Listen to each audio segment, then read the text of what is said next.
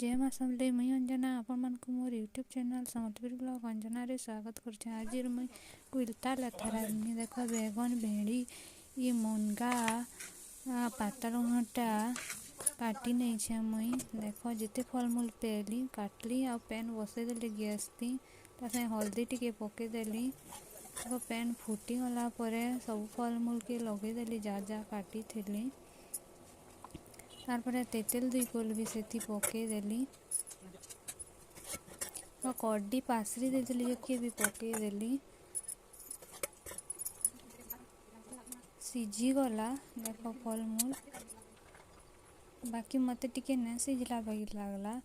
फिर टिके देखली जे सब फलमूल सीझी जाइतिला भल कर सीझला पर देख मैं तेतेल पैन के चिटकी कर दे देछे। तार संगे चाउल बुतरे थी पिठो बाटी कर दे देछे। देख याडे गैस चढ़े देली कढ़े के बसई देली सुरसो दे देली चढ़ कर पड़ पड़े गला। पचफुटन पकई देली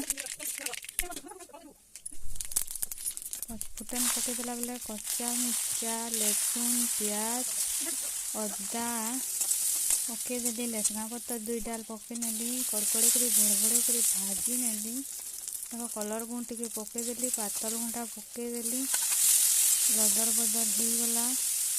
नुन टिके पकई नेली स्वाद अनुसार घाटी नेली